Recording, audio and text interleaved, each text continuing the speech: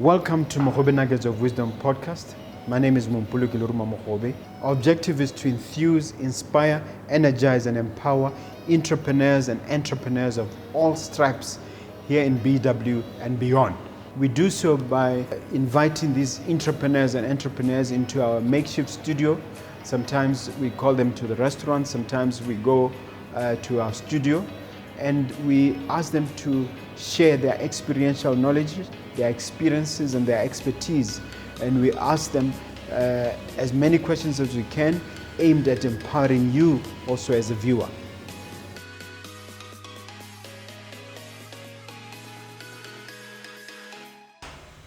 Hello dear viewer, dear listener, my name is Mompoloki Lerumo Mogobe. I come to you once again from our makeshift studio here in the offices of Mogobe Incorporated. Welcome to our wonderful program, Mogobe Nuggets of Wisdom podcast. We bring you life-changing and informative content that can be impactful in your life. And this time I brought a guest. He's not a stranger to this show. He's actually here on his third visit, Mr. Seatla Ratshosa. Welcome to the studio. Mr. Mogobe, thank you very much for having me today. People know you as a banker, as a financial planner, but I'm sure you may wish to introduce you more substantively than I can. Yes. Can you tell them who you are and what you do? Yes. So I've been in the financial services sector for quite some time, and I think most of the businesses that I'm involved in are really around finance. So I run an insurance intermediary business. We also do training, financial management for corporates. We do consulting to individuals. And then we've recently just started something on lending. So everything really circles around finance. So okay. That's my main field. What is this on lending you've started? Basically micro lending, but we call it smart micro lending. Online, no branches. Yeah, we are still developing systems at the moment. That's why you haven't seen it. But that's something that we've been working on for quite some time, I think. But before end of this year, it should be launched. Please, when it takes shape, please come back and tell us all about it. We're going to talk about the benefits of early retirement. Yes. What's your definition of early retirement, so that we really lay a foundation for this conversation? Yes. So early retirement will differ from country to country. You look at most developed countries that are talking 62, 60 as early retirement. But for developing countries like ours, we are sitting at 45 as early retirement.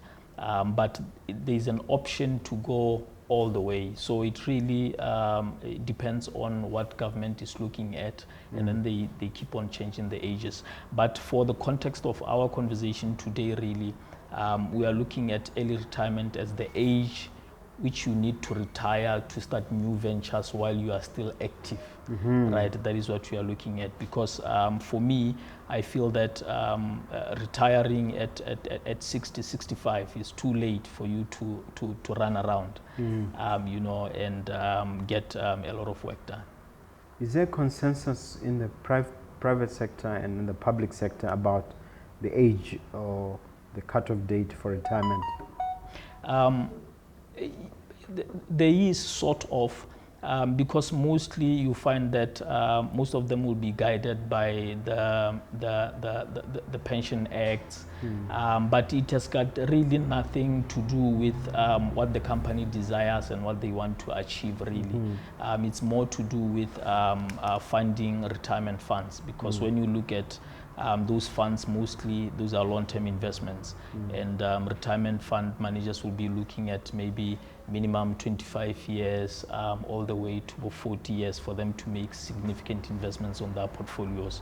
So you find that most of the ages are really linked to ensuring that retirement fund managers have a good time to invest. Yeah. Now let's start with the narrowed career plan. In terms of creating focus. Yes. What is your advice to a civil servant in that regard? Yes. So the way that I look at it, maybe just for me to define the age that I feel people should retire at. I think 45 should be maximum, right? That's what I think. If most people start work at 25 years, that's another 20 years for you to prepare before you retire. And I'm looking at it from this point of view.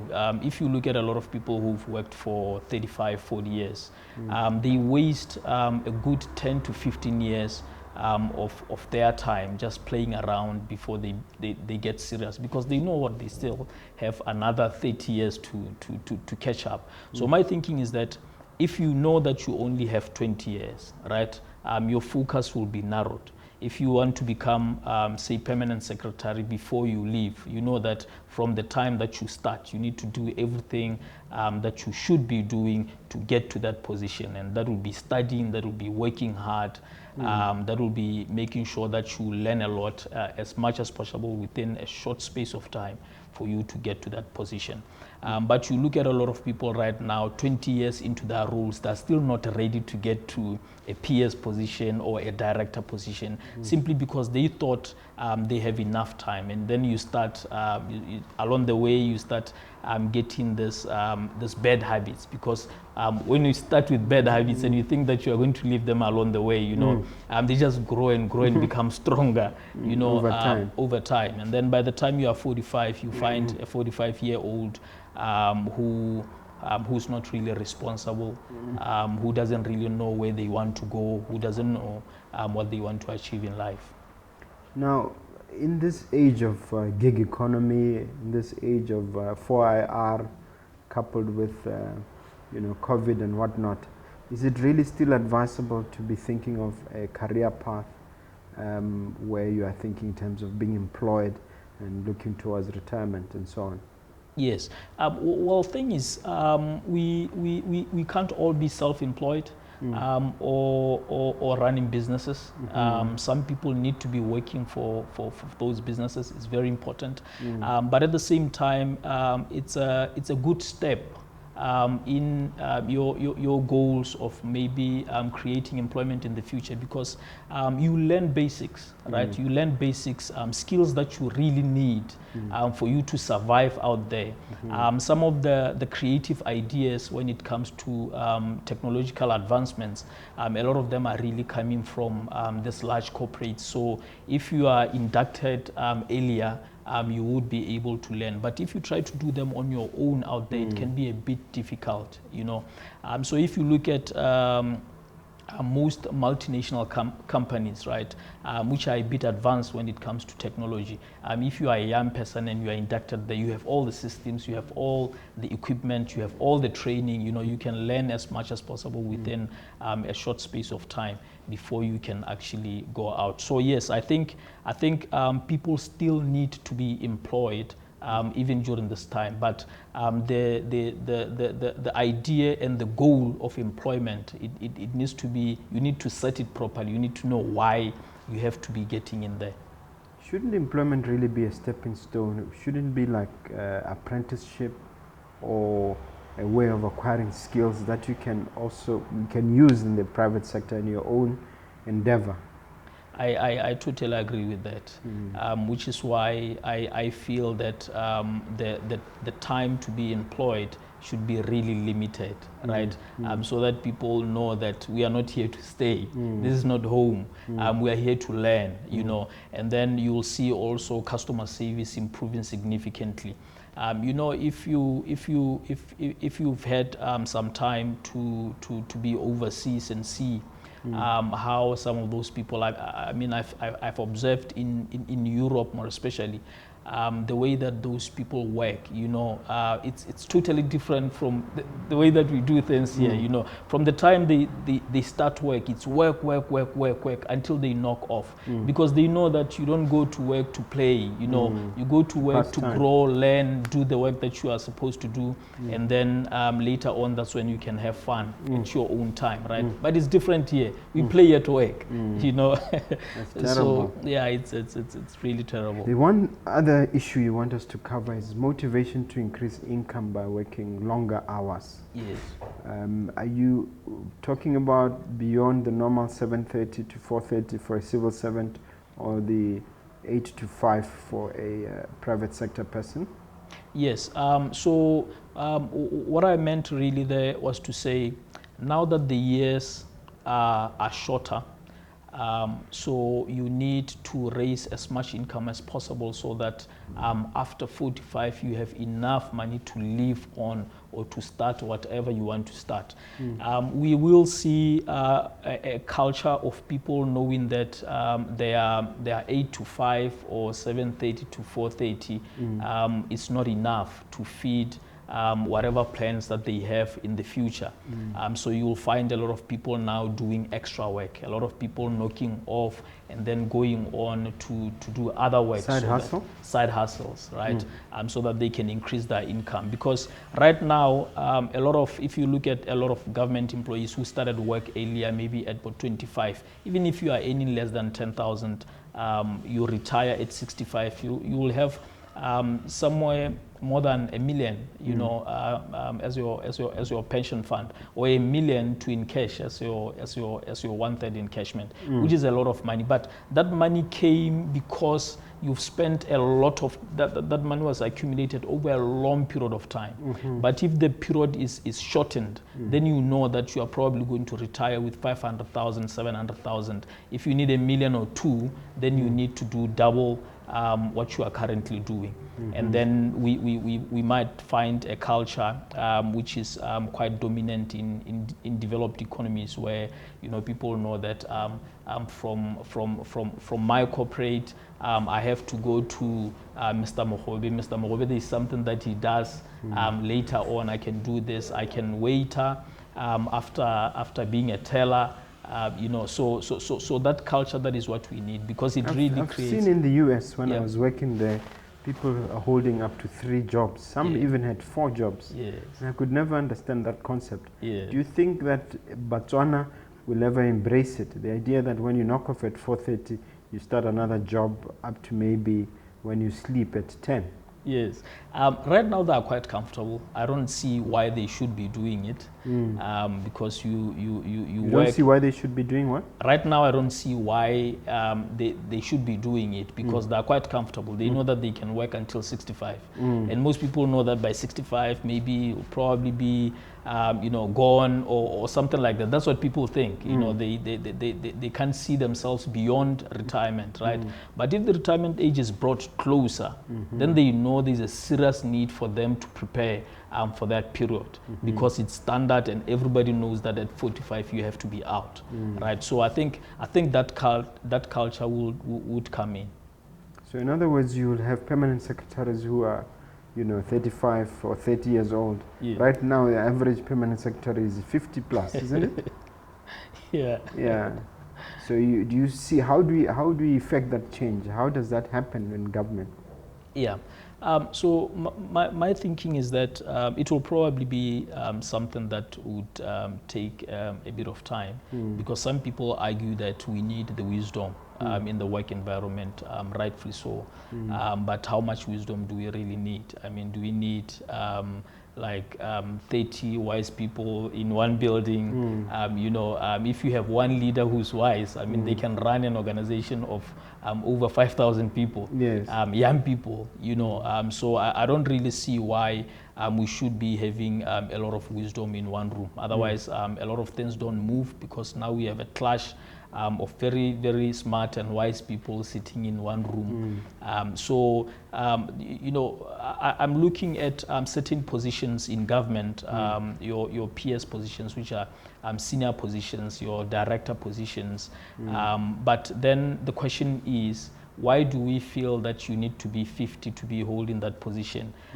When in other countries, people are holding positions bigger than that, at 36, at 38, you know. So if we are saying, for you to get to that position, you need to have worked for a certain period of time. The question is, for that period of time, how many years were you really productive and learning? Because my thinking is that I can learn in 5 years what you have learned in 20 years, right? Because for you, you spend the first 15 years playing, and then you only started studying the last 5 years. But I did that in my first in my first 5 years. So our level of wisdom might be, you know, at the same place. Yeah. Okay, let's talk about better investment decisions, because I think the argument is that when you are retiring early, you somehow have a narrow focus and you are able to make better decisions. Why is that, and can you give an example? Yeah, so as a financial planner, these are issues that we deal with on a daily. And when I came up with the topic, it was really coming from a financial planning point of view, to say that the reason why we find a lot of people at 50 broke, not knowing how to manage their finances, not knowing how to invest, is because they thought they are probably going to be working forever. Right, you look at different investments that are available for people to venture into.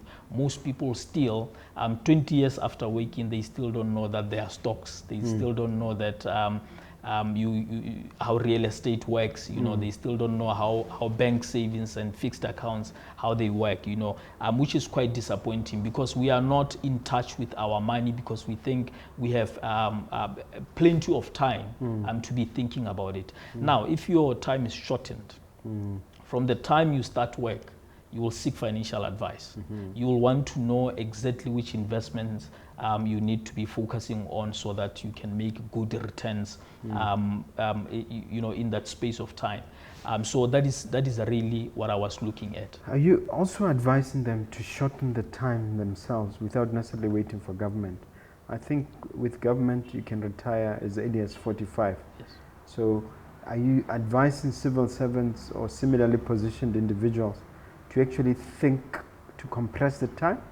Yes, that's really what I'm advising, because the law permits, right, for one to retire at 45, which means that this is something that they thought about, you know, but knowing government and their responsibilities to keep on feeding people, they'll probably not really make it a must do, but rather an option for people to opt for. So for me, obviously, if you are 40 and you haven't started saving, you probably won't retire at 45 now. But if you are only starting work now, you are 25, you are 26, I'll highly recommend that you put a milestone of 45, to say at 45 I need to be going out. What do I need to have achieved before I get to 45?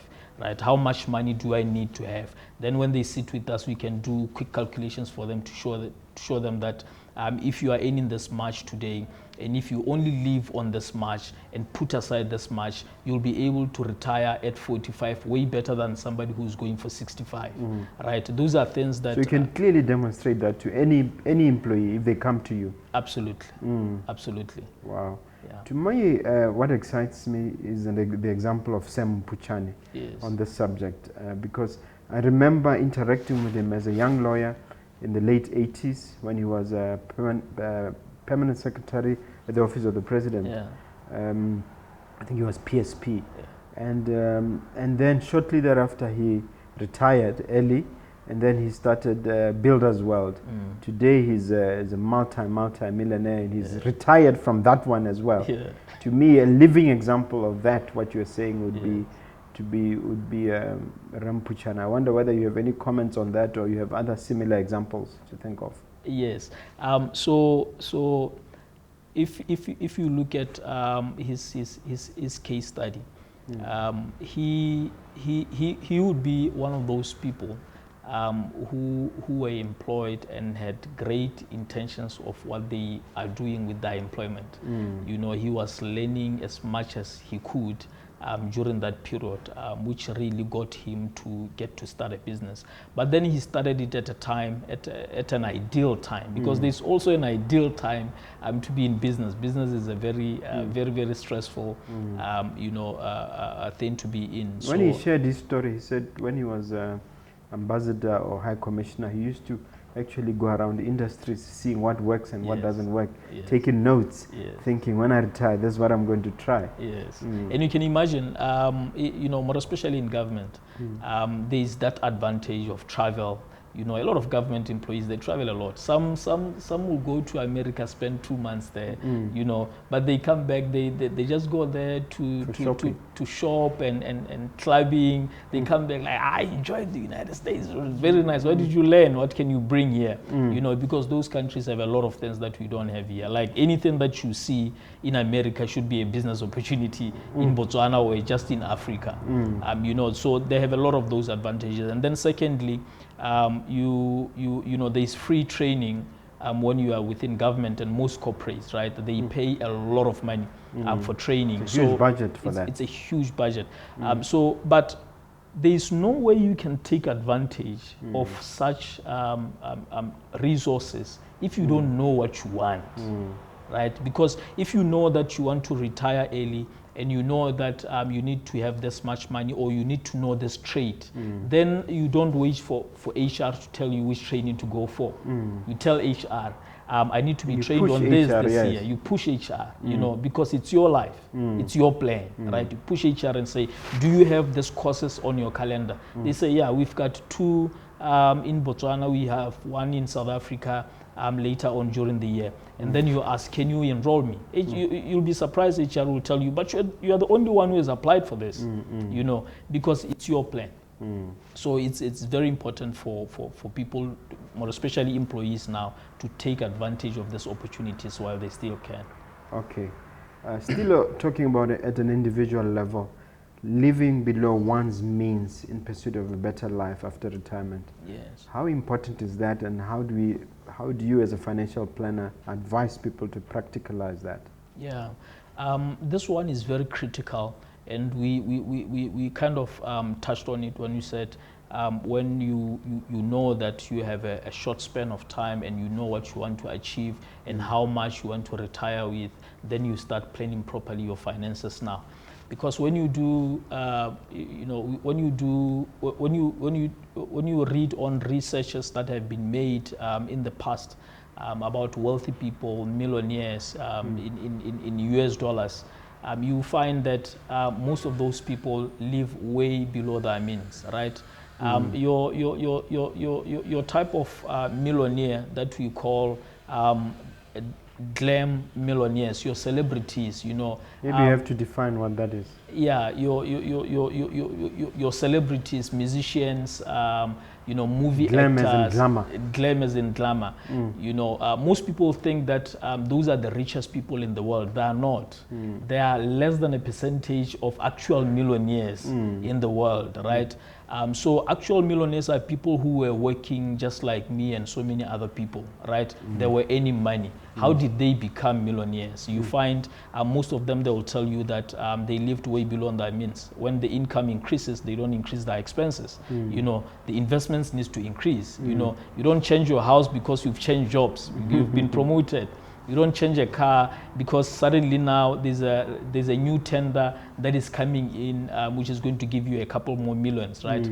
You take advantage of those millions and you increase your investments. That's the principle that they live on. I speak to a lot of young people here who tell you that with 10,000 you really cannot afford much. They'll tell you that rental locally will be going for 3,000, 4,000 for a decent house if you are earning 10,000. And I always tell them, you are living beyond your means. You are earning 10,000 and you are staying in a 4,000 pula house. That is too expensive. At that age, because you want to impress somebody. Because you want to impress somebody, and you want comfort that you do not deserve. And this as yet, right? You will get that comfort later. And when you are young, you can share a house for a good 10 years. It's fine. You are young, between 25 and 35, you are still young. You can share a house, share expenses, so that you can save half or 60% of your income, right? Because that's how much you need to make sure that you accelerate your investments. And what's funny, tables 10 after age 45, tables 10. Those who are investing a lot, they start seeing a lot of opportunities and they have the cash to take advantage of those opportunities. And those who are living a luxury life, which they did not deserve, after 45, they will also see a lot of opportunities, but they cannot take advantage of those opportunities. So it's quite important for people to learn to live way below their means, because it also helps you to stay focused. I mean, if I'm not spending a lot of money in restaurants and going out, I probably have enough time to read, you know, to study, to do courses, you know, to do productive things, right? The more you spend and try and changing your lifestyle, the lesser you improve your life. Yes, that's true. That's true. I teach, actually, there's actually one of the nuggets. If you have time, dear viewer, dear listener, you can actually channel it, where I share the biblical principle of setting aside 1/5 of the produce, which I take from the book of Genesis about Joseph when he appeared before Pharaoh. Yes. He told him, set aside 1/5 of the produce, which works out to 20%. Yes. So I say to people, set aside 20% of what you make. Yes. There are some financial advisors who say 5-10%. Yeah. So, but I say to really make it big, you can discipline yourself and put aside 20% and then live on the 80. Yes. What do you say to that? No. It's a principle that has been tested and it works, right? When you look at the 20% principle, that is how government and most corporates came up with a pension program of doing an employer and employee contribution of up to 20%. That is how they came up with it. Yes. I think they also read the Bible very well. Yeah. Because they're doing, I think most government is doing 15, employee 5. Most corporates are doing round about there. Just works out to 20%. It just works out to 20%. Combined contribution. Yes. But that is enough to help you to live well, but not, you can't be rich, you know, with that type of investing. You can't be rich from that. But it will help, it will ensure that you will not also become poor, right, in the process. But you need to do way more than that, right? That is just a minimum. It's a good minimum, but you need to try and do way more than that. Let's shift our discussion now to the national level. Hitherto, we've been talking about the individual level. National level, we talk about skills sharing and shadowing. You say that if we adopt this principle, it will be expedited. If, for instance, it become a formal policy that come what may, 45, you go. Yes. What do you believe that, why do you believe that, you know, skills shadowing or job shadowing will be expedited? Yeah, you know, Mr. Mogobe, for a very long time we've been having, you know, situations where a foreigner would come in because of a particular skill that they have. They come in, they work here for a good, you know, 5 years, and then their contract is renewed, another 5, another 5, and another 5. And the excuse will always be, we don't have people who are ready to take on that position, right? So that is the challenge. And even if it's not a foreigner, we have people who have been working in certain positions, and they are not, one of the key performance indicators is not to make sure that there is someone who they have trained someone who can take over from them, right? That's why you find us recycling the very same people over and over and over again. That means that we don't have a rule that ensures that when you start work, when somebody comes under you, you need to immediately start teaching them. And then we can do performance reviews where we check the progress. Is this person you know, getting there? Is this person getting there?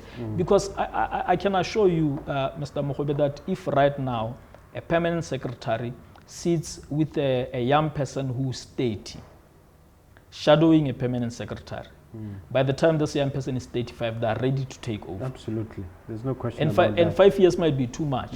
Yeah, they are ready to take over. So I'm looking at that and saying, if we are going to make this a reality, we need to start now and ensure that everyone who is in a position of leadership, they have a task to ensure that they help impart skills on somebody to take. Isn't there also another hidden benefit where, for instance, you hear in the public forums that there's concern about corruption, that in fact when there's that you know, continuity In other words, there's a handover to another generation or to another set of people. Yes. The chances of entrenching the culture of corruption will be disrupted or will be limited. Yes, absolutely. Don't you see that? No. That's a very good point, actually, because they can survive for some time doing what they do, but the moment they go out, there's fresh air. You know, there's a greater opportunity for new people broom. to come the new and broom which cleans. to come and change things. Yes. You talk about improved customer service. What do you have to say about that one? Yeah. So for customer service, really, we I think we touched on it earlier when we were saying that if people know that they have a short space of time and all that they need to do is to make sure that they learn as much as possible from their jobs and they do as much as possible. When you are doing that, you are saving. Yes. Right? Yeah. And when you have got great intent of what you want to achieve in life, you tend to serve other people because better. You are focused. Because you are focused. Yeah. You know, every day you are learning. Every day you are in your job and you are doing it well. You are helping Mr. Mogobe to improve his business. You are a banker. A client comes in, that client wants to start a business, you love your job and you are doing it very well.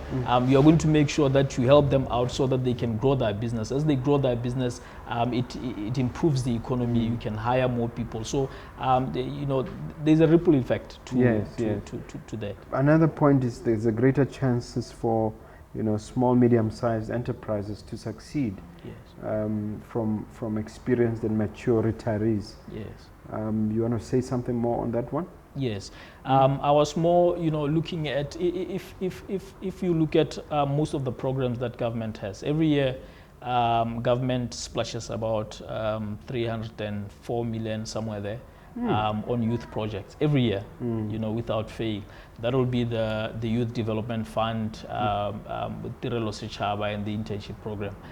Every year without fail, just over 300 million. It's a huge amount of money. You can imagine what that can do to your business. With what you know, you know, you get an injection of 300 million, you'll do wonders, you know. And that's really where I was coming from, to say it's very important to have you know, experience from working, from serving under an organization, so that you learn. You know, you learn, you mature. You know, you get mistreated. You know, sometimes you know, things are going well, sometimes they are going badly. But your emotional intelligence also grows, you know, with time. By the time you decide to leave and start your own thing, you already know how to talk to people, how to send emails, you know, how to pursue clients. You've learned how to sell and things like that. So your chances of succeeding, they become very high. I decided to leave formal employment when I was 34, 33 going to 34, right? And I had been employed for 12 years. And I felt like that was a lot, you know, because in 12 years I've learned a lot. You know, I've studied a lot. I've met a lot of people. I've met a lot of business people like yourself. You know, we'll sit, you know, I'll get inspiration. You know, so that learning was very important for me. Some might say, no, you left, you were too young. You had to, you know, go for other years. For what? I had learned what I wanted to learn, and now I'm going out to test it out. So my chances of succeeding in business, they are much greater than a young person who just finished university and then they haven't bought their first car. They're still dreaming about getting their first car. You know, that is not my dream anymore. I don't care about cars anymore. I don't care about houses because I've achieved all of those things. You're more interested in investments. I'm more interested in investments and growing myself, growing the business, employing more people, right? So I think if we have a lot of money being spent, a lot of programs being spent in empowering people who are leaving work. And why we say 45, because I feel 45 people are still very young. You're still very youthful at 45. Well, I felt very young at 45. The youth development programs should be for the 45-year-olds. You know, it should actually be for the middle-age development program. Because or for senior youth, if you can put it that way, because there's no. I read a shocking statistic that this YDF has a 90% failure rate, or something like 95% failure rate. That is true. Because money is being thrown at people who have no idea what they are doing. That is very So true. why can't you throw that same money to people in their 40s or 45? Yeah, who know exactly what needs to be done. And you know, business requires a lot of discipline. And you know, sometimes it's very difficult. I'm sure you also have that experience from maybe your employees. You know, young people, sometimes it's very difficult for them to see the bigger picture. You know, no, do the work now, money will come later. You know, they don't see it like that. Yeah, they want the they money think they're now. being exploited. They think they're being exploited, you know. But at 45, you know all of these things. You know how to treat this. You know that the business needs to grow before you, because it is the business which will later take care of you. So you spend a lot of time making sure that you invest more on the business than on yourself personally. So talking about the actual retirement package itself, the one that insurance company could structure, how would you then restructure it to cater for somebody who's retiring at 45 as opposed to 60? So right now the law already permits that you can retire at 45, which means that you can have access to part of your money, so that you can do whatever you provided you retire. Yes, provided you retire. But then at the same time, the investments really don't stop. They don't really have like an age limit. Once you have started, you can invest, and I'm sure Warren Buffett is still investing. You know, sure, he's still investing. He's 91 now. He's 91, and he's still investing. You know, looking forward to the next 10 years and the next 20 years. You know, that's the type of thinking that we want people to have. To say that investing doesn't stop, right? Maybe you can have different breaks along the way to say, you know, now I want to start this. Now I want to take more risk on. You know, that's how you can, you know, stagger it. And the greater employment opportunities, you touched on this, but you say that there'll be a boost employment-wise. Yes. Where we are talking about, depending on who you are talking to, youth unemployment of 40%. Yeah. You know, graduate unemployment, maybe 50% now with COVID. It's crazy. Yeah. So we as a country, we are a very youthful nation. A lot of you know, our population comprises of more youth, and then we are a very literate nation also. So we have a lot of graduates who are youth, who are unemployed. But then you can't put those kids in the hands of another youth, you know, to employ them. You know, which is why it's very important for us to create space in the private and government sectors to absorb those young people, so that they start learning the critical skills of work, and then you release older people who will now start businesses, sustainable businesses, you know, and employ other youth, right, in the system. Because the way that I see it, and what I've observed really in the market, if you look at a lot of businesses that are being started, people are doing a lot of tendering, which is not really a key style of doing business if you want to create employment. Yeah, right? in the context of the value chain, it doesn't really add much. It doesn't really add much, right? So I can sit here by myself, do the orders. I don't even need to have a warehouse. I just need to have the internet, right? You're the middleman, yeah. Everything will move and get to the client, and then I get my millions, right? What do I do with my millions? It's just me alone, okay? I buy myself a beautiful car, a beautiful house, I live lavishly. But with those millions, somebody else who's making way less than that person is actually employing 10 people. And if they had an opportunity to get that money, they'll probably employ 20, 30, 40 people, right? So if you look at, if we were to look at businesses that would be created by people who are a bit more mature, people who have learned, people who have seen, a lot of things happening. They'll probably have more good business concepts than a young person who just graduated from school.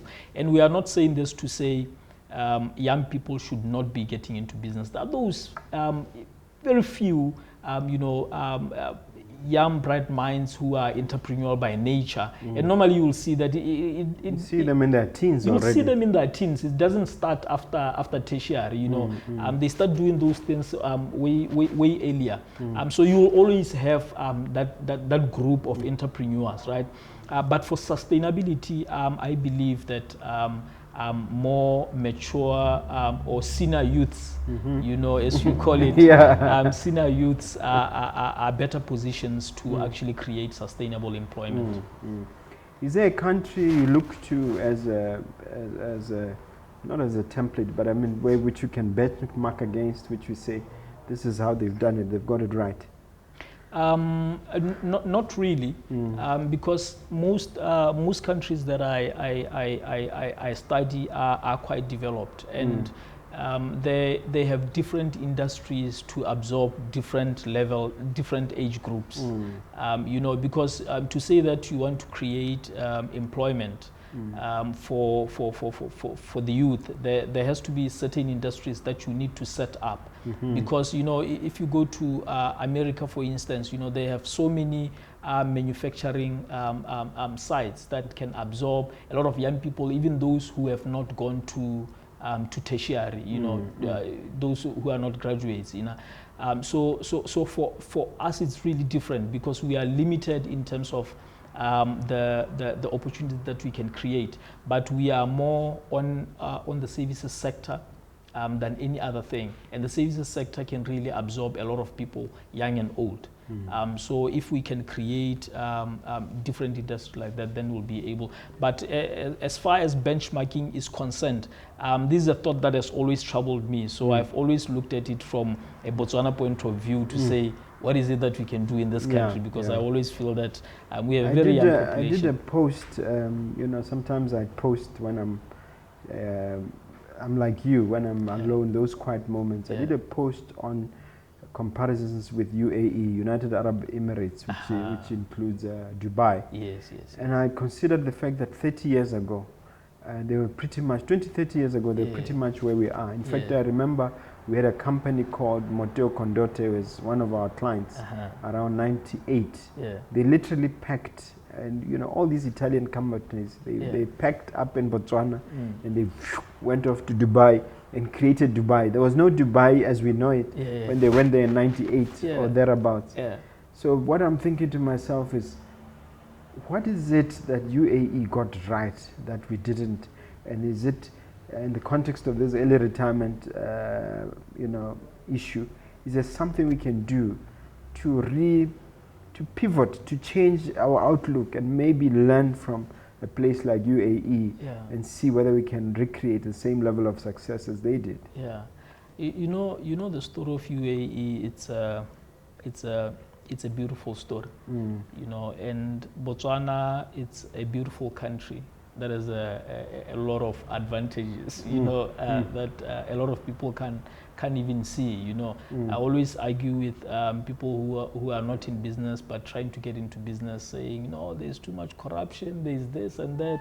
And I tell them, just try and travel Africa. You'll see that Botswana, you can actually start a business today and be successful in a short space of time, because that's how the country has been structured. So if you look at the story of UAE, it's a story of having a plan before the money. The problem that we have, I think, in this country is to think that money needs to come first. Money goes where there's a plan. And when you look at the plans that they have, they were very ambitious plans, right?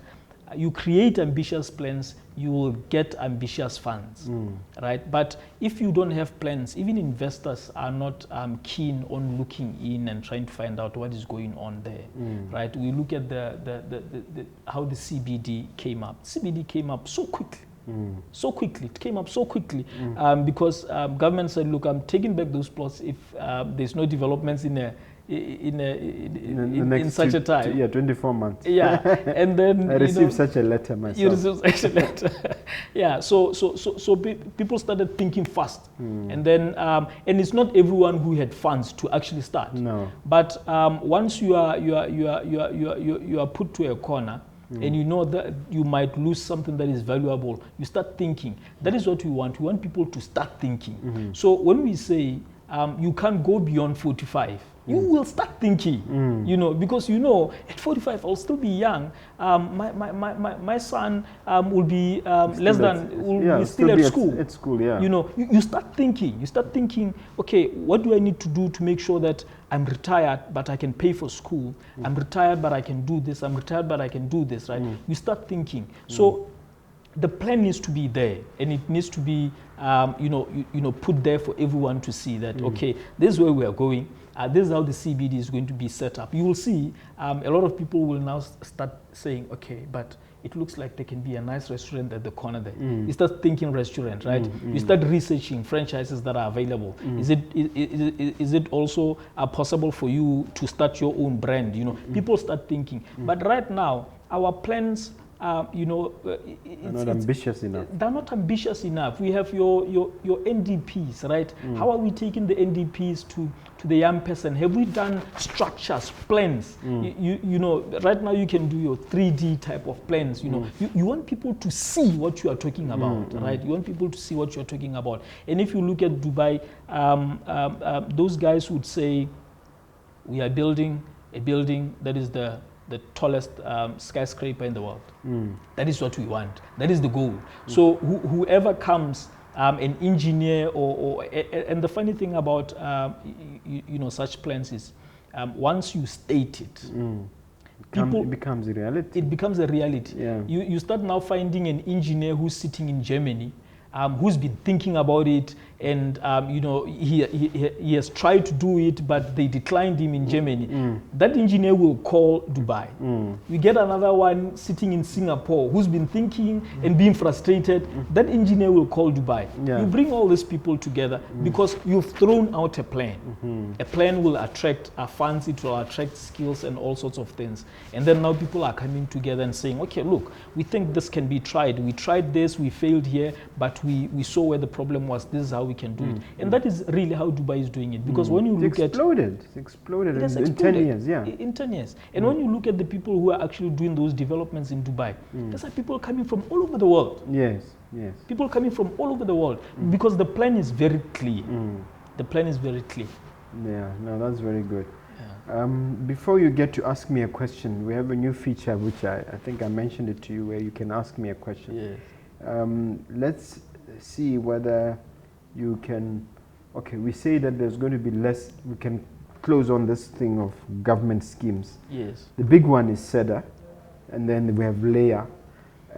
But you are saying that there will be less dependence on government schemes. Yes. I think my position is that you'll actually have a bigger safety net for entrepreneurs, because you know that you can't fail completely. You have a pension. Yes. So you know that you will at least get something, you won't fail completely. Yes. So to me, those are two reasons why you won't be totally dependent on Yes. government. But I want to hear your take on that. Yes. No, that's exactly it.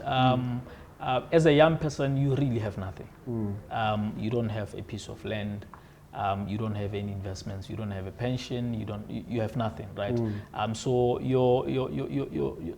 the first thought would be to seek funding from government, right? And then you have to apply to your CEDAs, get frustrated, and all of those things. But if you are starting, frustrated indeed. They ask for documents in installments over a period of 12 months. Yeah, they never give you a comprehensive list. But anyway, that's a matter for another day. Yeah. You know, and then if you are 45, you have something to start with. You are wiser, and in most cases, you might be wise enough to know that you should be testing your model with a small amount of money from your savings, see how it goes, and then only seek financing for expansion purposes, because that's what we really always advise, to say, look, don't rush to get funding, because funding is very tricky. You know, sometimes you get all this money and you think your business is doing well, but you are still, you know, eating from the loan. You are paying employees, you drive a nice car, the loan, you know, until the loan dries up. That's when you realize that the business is not generating enough cash. You know, now you need to retrench. Now you need to sell some assets. So, so I was looking at it from the point of view that at 45, if people retire, they probably have something that they can call their own, and there's less dependence on government and government initiatives. If they do come, they will be coming to expand and grow, and chances of all those organizations, your CEDAs and your BDCs, recovering the money back will be way higher than if they do for startups. Okay, that makes perfect sense. We've come to the end of our discussion. This is the time now you can shoot a question at me. Yes. Any question of your choice. Go ahead. Okay. So for you, Mr. Mogobe, you've been in business for a very long time, and as 2 or 3 decades. 2 or 3 decades. Yeah. You've been in business all your life. I mean, yeah. So for you, as far as investing is concerned, because I think it's quite critical. What would be your advice to someone who's just starting up? You know how we always say we are not making enough money, we'll invest one day when the business is doing well. What is your principle of investing every payment that you ever receive? Yeah, I think I mentioned the biblical principle of putting aside 20% of whatever goes to you, because a portion of what you make is for yours to keep. Yes. What I've found is that if we stick to that basic principle, I think it's also mentioned in the book, The Richest Man in Babylon, by Classen.